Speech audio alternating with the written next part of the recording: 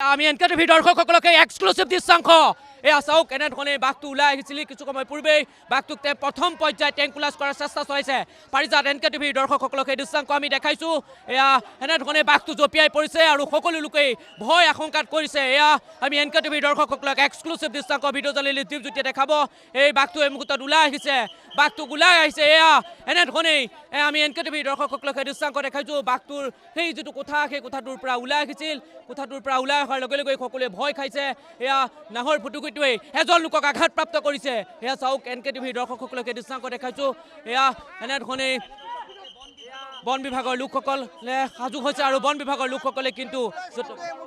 tranquillise কৰিব পৰা নাই আৰু ট্ৰেংকুলাইজ কৰাৰ চেষ্টা চলাইছে কিন্তু বৰ্তমান সময়ত বন বিভাগ প্ৰথম পৰ্যায়ত বিফল হৈছে এয়া সেই দৃশ্যাংশ দেখাইছোঁ এনকেটিভি দৰ্শকসকলক এই মুহূৰ্তত এজন লোক আঘাতপ্ৰাপ্ত হৈছে সেই খবৰ আমি এনকেটিভি দৰ্শকসকলক এক্সক্লুসিভ খবৰ দিব বিচাৰিছোঁ এজন লোক বৰ্তমান সময়ত আঘাতপ্ৰাপ্ত হৈছে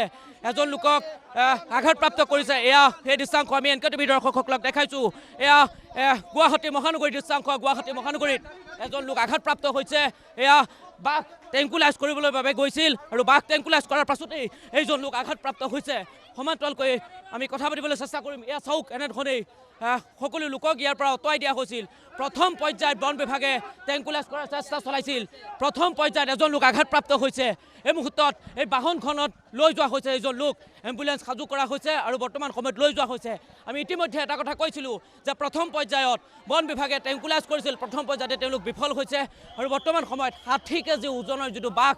সেই বাঘটোৱে বৰ্তমান সময়ত বাহিৰলৈ ওলাই আহিছে দুজনকৈ লোক এই মুহূৰ্তত এনকেটিভিৰ দৰ্শকসকলক জনাইছোঁ প্ৰথম পৰ্যায়ত এজন বুলি জানিব পাৰিছিলোঁ আৰু বৰ্তমান সময়ত দুজনকৈ লোক আঘাতপ্ৰাপ্ত হৈছে সেয়া এনকেটিভিৰ দৰ্শকসকলক দেখাইছোঁ এয়া আমি পোনপটীয়া সম্প্ৰচাৰ গুৱাহাটী মহানগৰীত বাঘৰ 3জনকৈ লোকক বাঘে আঘাতপ্ৰাপ্ত কৰিছে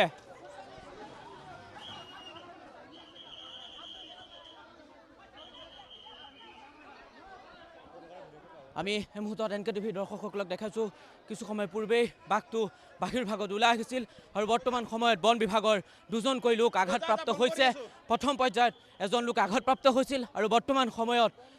বন বিভাগৰ দুজনকৈ লোক আঘাতপ্ৰাপ্ত হৈছে সৰ্বমুঠ 3জনকৈ লোক আঘাতপ্ৰাপ্ত হৈছে সেই দৃশ্যাংশ আমি এনকেটিভিৰ দৰ্শকসকলক দেখাইছোঁ বৰ্তমান সময়ত বন বিভাগৰ লোক পুনৰ সাজু হৈছে বন বিভাগৰ লোকসকলক আক্ৰমণ কৰিছে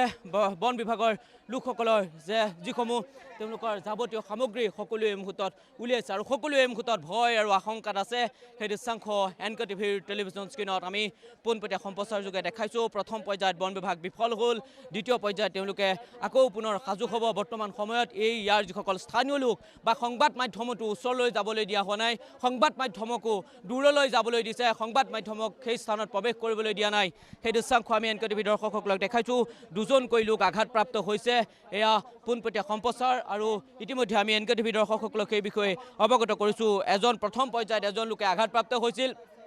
তাৰ পাছত দুজনকৈ লোকে আঘাতপ্ৰাপ্ত হৈছে বৰ্তমান সময়ত 3জনকৈ লোক আঘাতপ্ৰাপ্ত হৈছে সেই খবৰ আমি জনাব বিচাৰিছোঁ এনকেটিভি দৰ্শকসকলকে এয়া বন বিভাগৰ লোক সাজু হৈছিল এয়া চিকিৎসকৰ শীৰ্ষ পৰ্যায়ৰ লোকসকল আহি আৰু উপস্থিত হৈছে তলৰ অংশলৈ আমি ইতিমধ্যে যিটো কৈছোঁ যে নাহৰ ফুটুকি যিটো বাঘ এই বাঘটো প্ৰথম অৱস্থাত এটা বন্ধ কোঠাত আবদ্ধ হৈছিল তাৰ পাছতে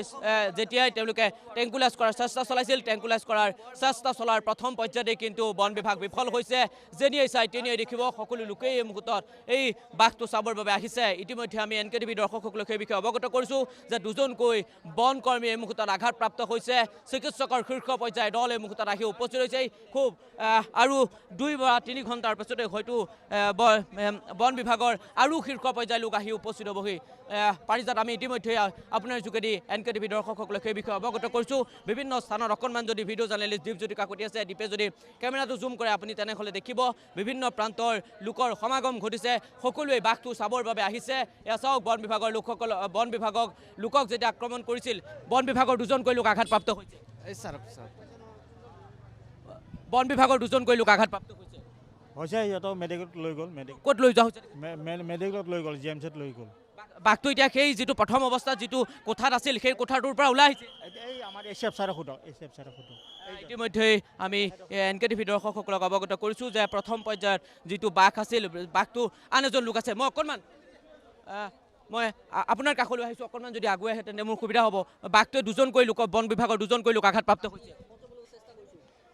এই পিঞ্জৰাত আমাৰ যিখন নেট আছিলে নেটখনে তাক ঢাকিবলৈ চেষ্টা কৰা গৈছিলে, কিন্তু